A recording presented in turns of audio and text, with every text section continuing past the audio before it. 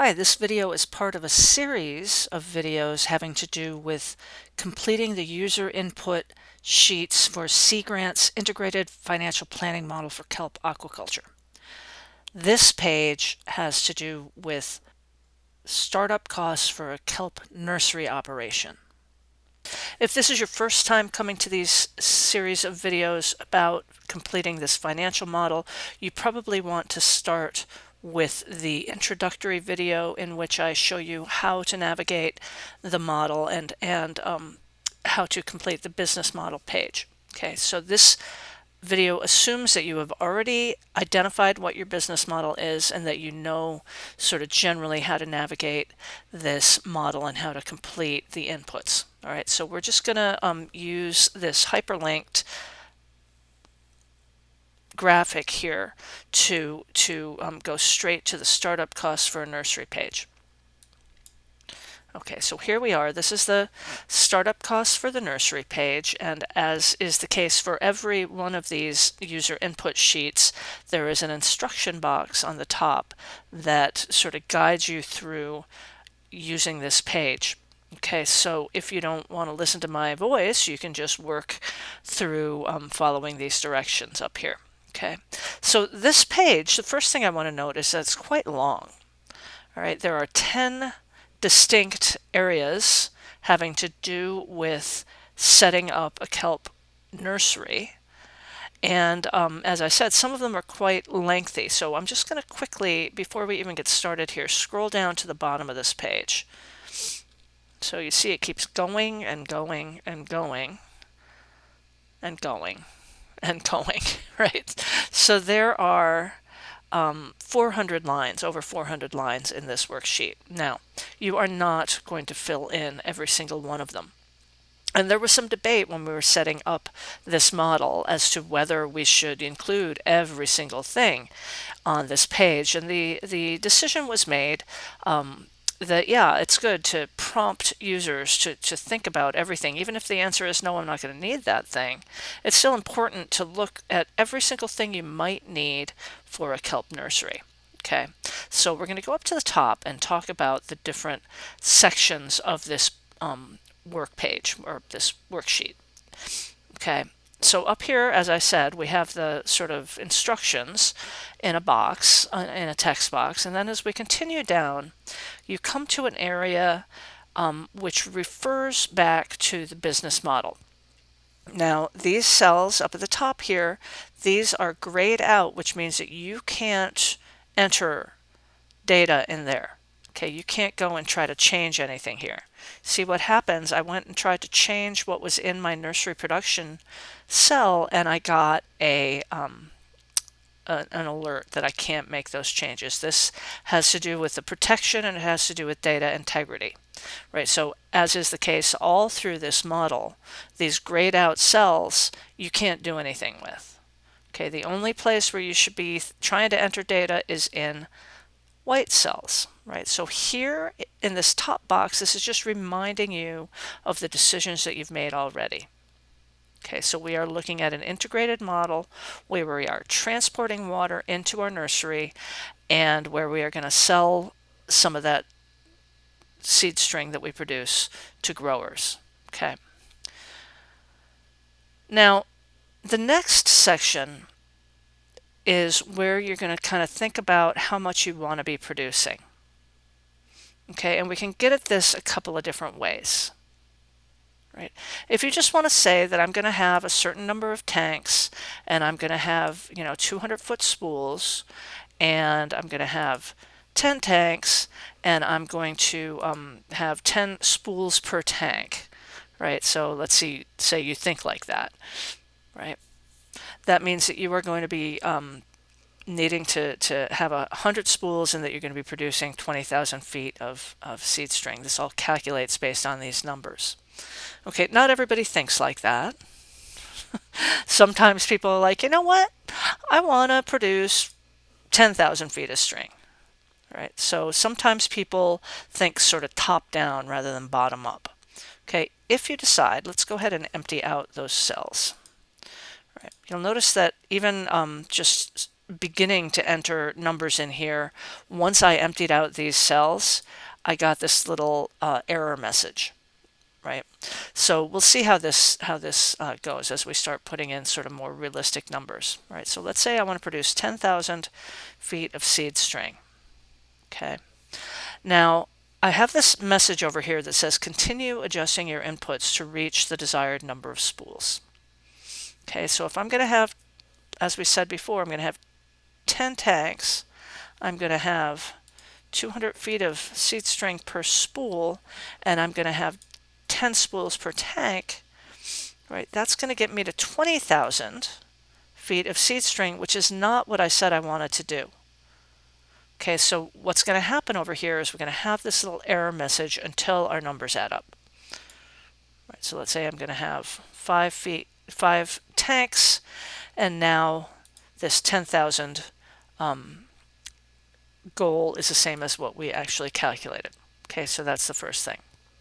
The next area here is titled outputs, and these are calculated values based on what you put later on the page, right? So we're going to look at sort of your annual cost per spool and per foot, but these numbers are going to change as you start inputting values below. All right, so these calculated, you don't have to do anything with them. All right. Moving on down then, there are a number of different subsections within this worksheet having to do with the different aspects of putting together a kelp seed culture system. Okay, the first thing is that you've got to have some place to some physical facility. And depending on what your business model is, your physical facilities are going to probably look pretty different. If you have a business model which has to do with transporting the water in, so you're not pumping it in, then you're going to need some space, either maybe a shipping container, or maybe you don't. Maybe you do this like in an existing space, but you will need to have, appropriate business building permits, perhaps some sort of a temperature control system. So let's put in an estimate for a temperature control system, right? And let's say that we're going to spend a couple $1,000s renovating our building. Now, this is a building that we already own. In all of these sort of user input area sheets, there's a very, very important column right next to your cost assumption, and that is documentation. Okay, you need to make a note of where you got that number from. Now, obviously, I'm just making these numbers up off the top of my head. So we'll say Tammy's idea as of today's date. So today happens to be October of 2024. Okay. This process of completing a business model is not something you're going to do in one sitting, probably. And so, as time goes on, you're going to want to remember where you got these estimates from, right? So if you had a particular contractor who said, okay, I'll do those renovations for $2,000. So we'll say bill the contractor. It quoted that on in October of 24, right? Okay, we've only just begun. Now we have the estimate, or we have the idea of how much it's going to cost us for our cooling system. We're only going to need one of these. And as we start entering more numbers here, it will start calculating and prompting you. Okay. So now we have our total upfront cost of $500 here, and we need to think about how long this thing is going to last. Right? If it's only going to last a couple of years, and this is a 3-year model, we got to remember that we need to repurchase this. Okay, so let's put in a life expectancy of 2 years, right? We're going to need to repurchase this in year 3, and we are going to allocate $250 a year to this cooling system. Now, 2 years is probably not in any way realistic. So let's say it's more like 5 years, right? Now we are only allocating $100 a year to the operating cost of this cooling system. Okay, so let's go ahead and complete these columns for the renovations, right? And we think that our renovations are going to last 15 years. And so we have $133 in annual expenses for the renovations. And so, you know, human nature being what it is, right, we're going to continue flowing down. Oh, look, here's the next table. Let's put in a number for for our building permits, $1,000. Okay, you'll notice that again we get these error messages. Right, so there are a number of different sort of fail-safe mechanisms in this model that stop you from putting in things that don't make sense. Right, you're not going to have two different types of nurseries. So if you erroneously enter in data in both of these tables, you're going to get notified that that's not really going to work, right? So let's go ahead and get rid of this second estimate here. The error messages go away and we continue down. Okay. The next thing that you need to consider in your startup costs for a nursery is how are you going to get the seawater to your facility, right? And so again, this is we have a water transported in model. If we erroneously started entering data down here in the water pumped in data entry area, we again are going to get an error message. Right, so we'll take that out and start thinking about all these different items that we're going to need to get the water to our facility. You know, you might have all these already, in which case you don't need to buy them. You might want to say, you know what, I'm going to put a 0 here for my pump because I already have it. Right? And you know, you don't have to. You can just leave these blank. You're going to leave a lot of this stuff blank. And some of these elements, you know, are not necessarily going to be particularly expensive. Right? You could say, okay, I need some, you know, carboys, and they're $20 a piece, and I'm going to need 10 of them. Right, so that's a couple $100, and they're going to last for 5 years, and so there it is, $40 a year in annualized cost. But you know, maybe you need to buy a new boat to go get the water. Right, so let's see, you know, a new boat, $10,000, we'll say. Okay, that's a major purchase. Right, so there's no reason to assume that the scale of the numbers that you're entering needs to be comparable in these tables, right? You could have large scale expenditures, you can have small scale expenditures, but you need to think through every single little thing because it can really add up.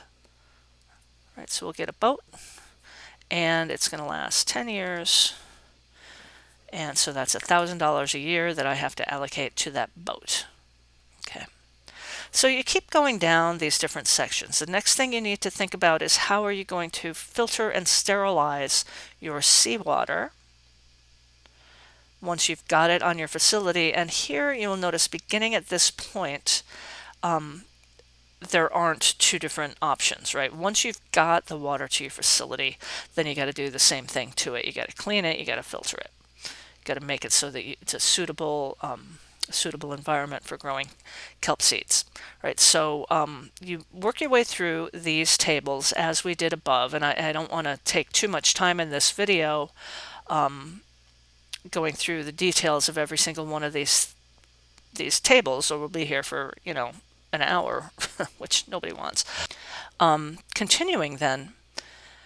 Right, you've got to go and get sorus tissue. Now, this nursery model doesn't explicitly go into gametophyte culture, but you can obviously, change the cost structure of any of these tables either through the other option or by protecting the sheet and building a new table of all the different elements that go into whatever your culture system is.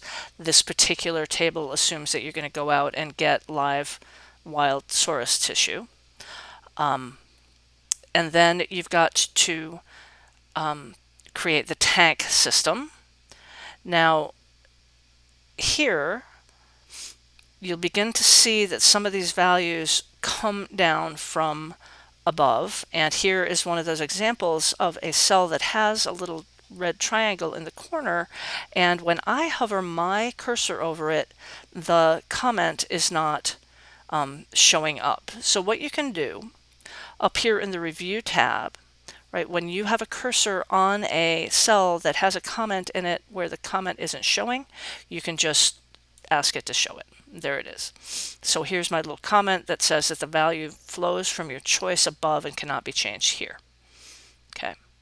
So here is where you have to put in your cost estimate for the tanks, right? And so now we're going to spend $1,000 on those, and let's just say they're going to last 5 years, and there is our annualized cost.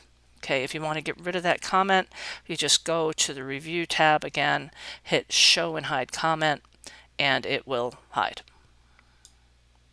There it goes. Okay. Continuing on, then, the next system that you need is lighting to grow your seeds, and then an aeration system perhaps. Again, you're not going to need every single one of these things, although you may. There are always other options if we haven't provided every single element that you need. And you're going to need seed spools. Now, seed spools you're going to be making yourself out of PVC pipes, right? So you're going to need 50 spools. And here, we just made this little calculator.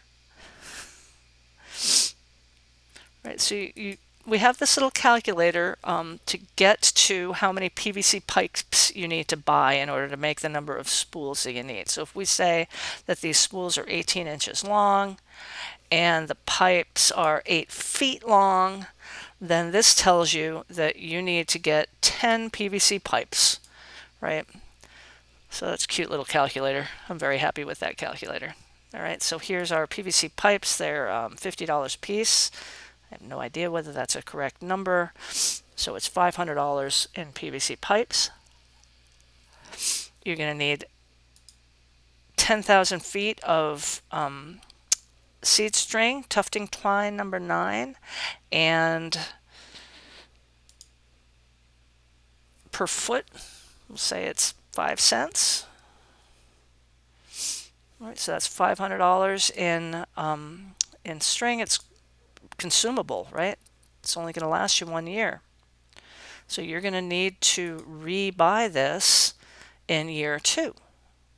And speaking of which, I forgot to put in the life expectancy for these PVC pipes. So let's say that they're going to last 5 years.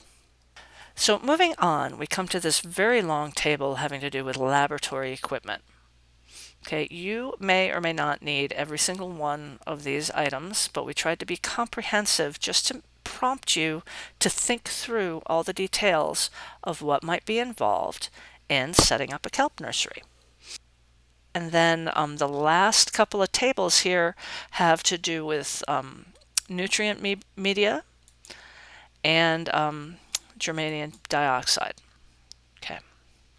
And then if you need to purchase a new computer or printer in order to run this business, we do have a table here for office equipment that you would put in here, right? So these are all of the elements that could go into the startup costs for your kelp nursery operations.